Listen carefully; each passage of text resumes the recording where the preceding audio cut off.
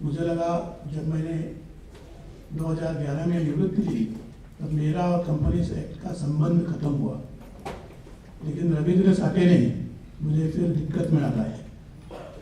और भोजन के समय उन्होंने और एक बात कही कि हो सके तो हिंदी में बोलना, बड़ी दिक्कत है, वो भी कंपनीज एक्ट के बारे में हिंदी में बोलना। मनोहर जी जो हमारे गोवा के चीफ मिनिस्टर है, उन्होंने काफी किस्से सुनाए, तो मेरी भी जिम्मेवारी होती है किस्सा मैं भी सुनाऊं। नहीं तो बोलेंगे कि आप गोवा के होते भी इतने रुक्ष कैसे बात कर सकते हैं। तो जब भाषा परिचित नहीं होती है तो कैसे किस्से होते हैं। हमारे गोवा के पहले चीफ मिनिस्टर थे, मुख्यमंत्री थे दयानंद बांदोडकर जी। वो अपने लड़की को लेके, जो बाद में चीफ मिनिस्टर बनी शशिकला काकोडकर, उनकी बेटी को लेके इंदिरा गांधी जी को मिलने गए और बोलते समय इंट्रोडक्शन से बोले, ये मेरी चली यानी डॉटर इन कोंकणी। तो इंदिरा जी बोली, ये चली है, ये तो खड़ी है। तो बोले खड़ी तो मेरे माइंड पे है। तो अगर जिस भाषा में आप परिचित है, इस भाषा में अगर आप वो भाषा छोड़ के दूसरी भाषा इस्तेमाल करें तो ऐसे विनोद होते हैं। शायद काफी विनोद मेरे हाथ से भी हो सकते हैं आज, तो माफ करना।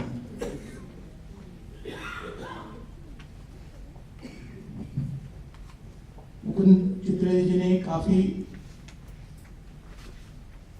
एलोक्वेंटली इस विषय को आपके सामने रखा है।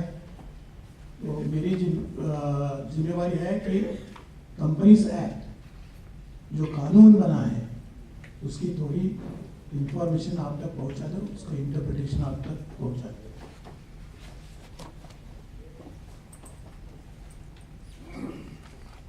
मेरा प्रेजेंटेशन इस टॉपिक को लेकर होगा। थोड़ा बैकग्राउंड, इंडियन कल्चर और philanthropy, how does CSR relate to India, introduction to CSR, emergence of CSR, companies act 2013, impact, इस फ्लो में थोड़ा जाऊंगा।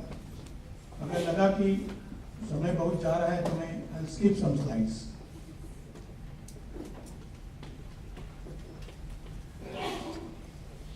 CSR, कॉर्पोरेट सोशल रिस्पॉन्सिबिलिटी या सामाजिक दायित्व, जिसको जनरली हम बोलते हैं, ये कोई अपने लिए नई चीज नहीं है।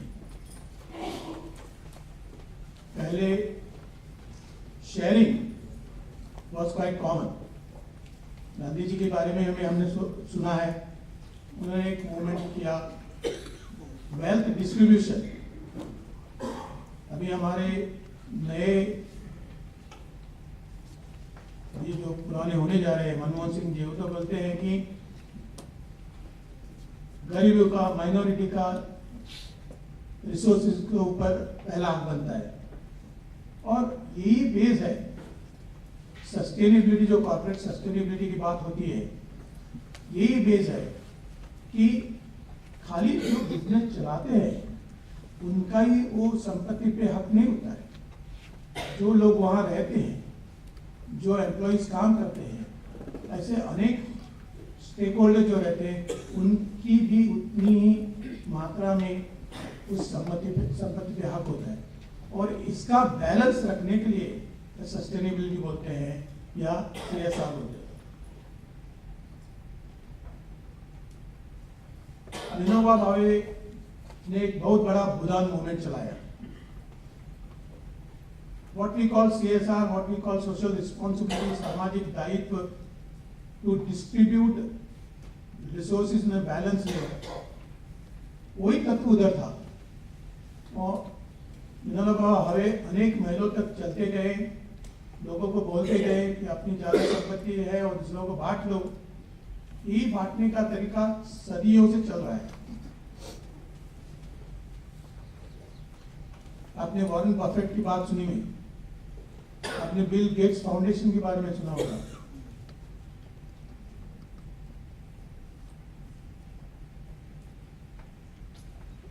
ऐसे अंतरराष्ट्रीय स्तर पे भी बहुत सारे फिलांथ्रोपिस्ट पैदा हुए हैं जिन्होंने ये समझा कि एक हद तक संपत्ति ठीक है, उसके आगे जाके संपत्ति का उपयोग समाज के लिए होना चाहिए, और एक प्रिंसिपल सदियों तक चलता है। तो CSR या कंपनीज एक्ट में जो CSR प्रिंसिपल है, ये कोई नई बात नहीं है। अरे एड्स जैसे अनेक जो प्रॉब्लम्स, हेल्थ प्रॉब्लम्स आज दुनिया में हैं, उसके लिए काफी पैसा लगता है, उसके लिए काफी रिसर्च लगता है। ये कहाँ से आती है? ये बड़े बड़े कॉर्पोरेट से, बिल गेट्स फाउंडेशन या वॉरेन बफेट फाउंडेशन, यहाँ से आते हैं। अपने यहाँ भी काफी कॉर्पोरेट्स है, उनमें से एक एक्सेल फाउंडेशन, एक्सेल कॉर्पोरेशन भी है। अश्विन भाई की कंपनी काफी सारा CSR एक्टिविटी करती रहती है। अपने पुराने शास्त्रों में भी बोला है, मे the one who gives shine the most. इसका मतलब क्या है? जो देने वाला है वो सबसे श्रेष्ठ है। तो देने की जो भूमिका है वो अपने शास्त्रों में भी है। सब धर्म अपने अपने तरीके से देने की बात करते आए हैं। अभी स्वामी विवेकानंद जी की 50 शताब्दी हो गई, तभी एक बार उभर के आई कि JRD टाटा को भी एक जहाज पे उन्होंने कैसा समझाया कि टेक्नोलॉजी के बारे में, सामाजिक दायित्व के बारे में। तो ये आज प्रॉब्लम है, इसलिए आज नया एक्ट बना है या आज कोई नई भूमिका बनी है, ऐसी चीज नहीं है। तो philanthropy and CSR is not new concept for Indian companies. इसके पहले भी, मेरे आगे के स्लाइड में आएगा, काफी कंपनियां अपने तरीके से CSR एक्टिविटी करती रही हैं, even if it was not mandatory. Report मुझे काफी एनुअल रिपोर्ट आप पढ़ें, ITC हो, हिंदुस्तान लीवर हो, एक्सेल हो, काफी इनिशिएटिव्स उन्होंने लिए हैं एक जिम्मेवार कॉर्पोरेट सिटीजन के हिसाब से।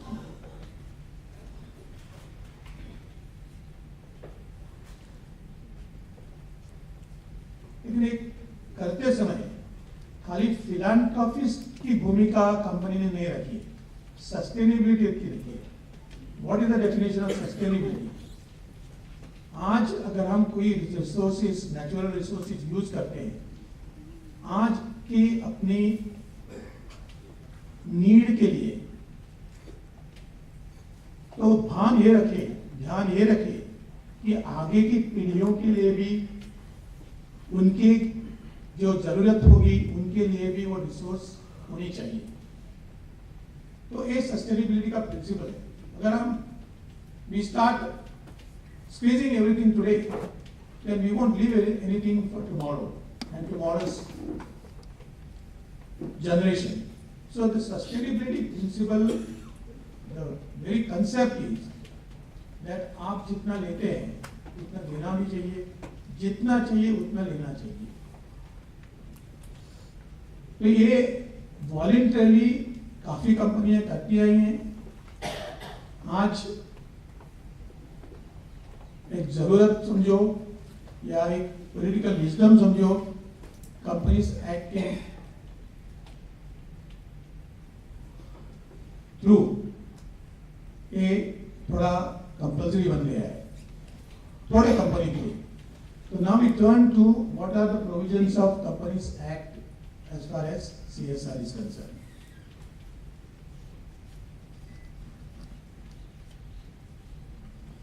और ये मैंडेटरी बनने के लिए उसके एक थोड़ा बैकग्राउंड है।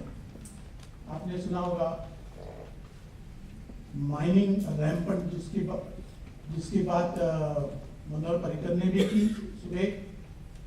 रैम्पंट माइनिंग, जितना चाहिए उतना नहीं। आज एक कंसेप्ट बीच में आया था, ग्रीड इज गुड, जितना भी कमा सकते हो कमा लो, don't care for anything else. So because of that, we started destroying resources, we started destroying natural resources.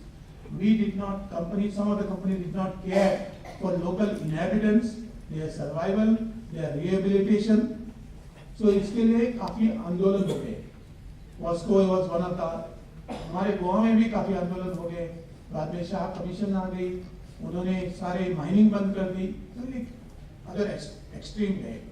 तो politicians, some of the thinkers thought that it might be good to have a mandatory provision under the Companies Act, so you can make the corporates which are earning some profits to share social responsibility. That is good, bad, the different concept. We are not here to go back and find out. Maybe we can discuss some of the drawbacks of that. But today it has become an act. आज वो कानून बन गया है, तो वो कानून जैसे चित्रे जी ने बोला, हमको पसंद नहीं हुआ कानून, लेकिन आज वो कानून है और उस कानून को फॉलो करना अपनी जिम्मेवारी है। तो उसके बेनिफिट्स एनजीओ को हो सकते हैं, उसके कॉर्पोरेट के रिस्पॉन्सिबिलिटी में प्रोसेसेस होना चाहिए, ये सब बातें आ सकती हैं।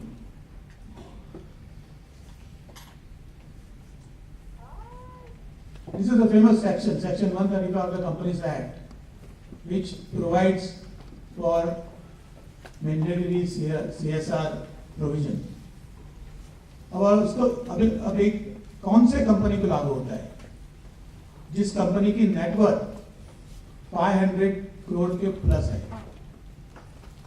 नेटवर्थ यानी शेयर कैपिटल और रिजर्व्स उनकी 500 करोड़ के ऊपर हुआ, वो एक क्राइटेरिया है। जिसका टर्नओवर 1000 करोड़ के ऊपर हो और जिसके प्रॉफिट्स 5 करोड़ के आगे हो। Now the first two, 500 crore plus 1000 crore plus, will be applicable only for large companies.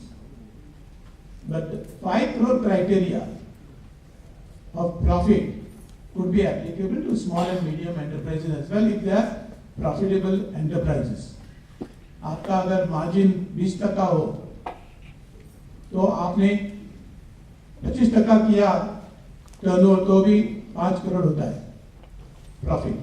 So even those enterprises which are small and medium could be hit by this criteria of 5 crore profit. अभी और एक provision है कि CSR company करते समय एक committee बनना चाहिए, जिस कमेटी में at least 1 independent director should be there. Independent यानी who doesn't have any vested interest or interest in the company's business. अब ये एक सवाल उठा है, अगर प्राइवेट कंपनी होती है तो उनको खाली 2 डायरेक्टर की जरूरत रहती है, तो CSR के लिए उनको एक अलग से डायरेक्टर नॉमिनेट करना पड़ेगा. These are practical difficulties.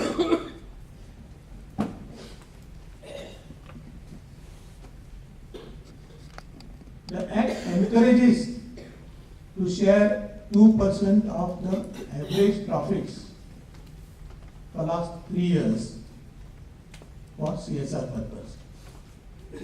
2% जो सरासरी नफा है 3 सालों का, उसके 2% CSR के लिए देना चाहिए, ऐसा एक्ट बोलता है.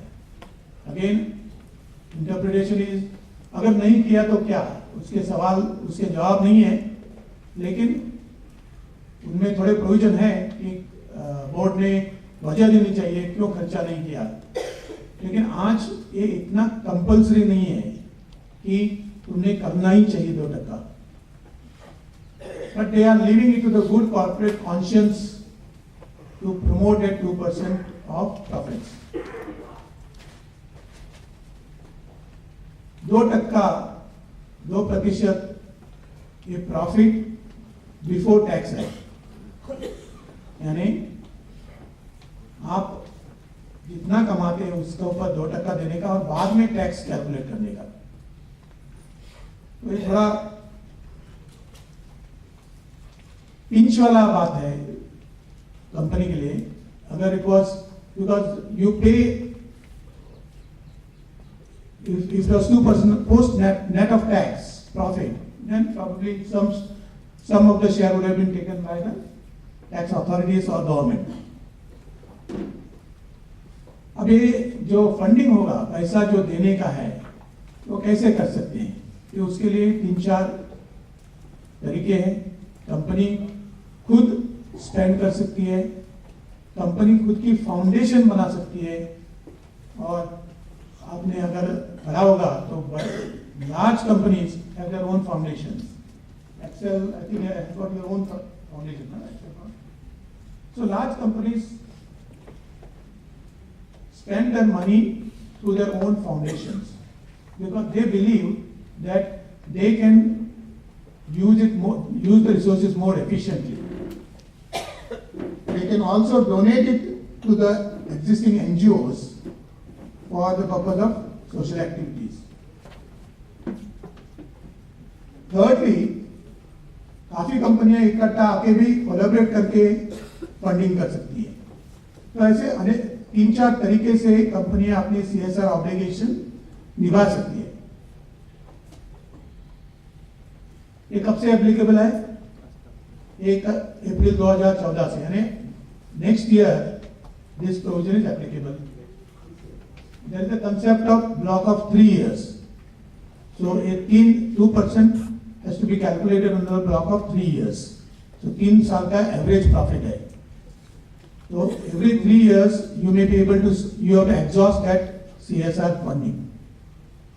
Contribution is based on pre-tax profit. As I said just now, it is before you pay tax, you have to calculate your 2% on that.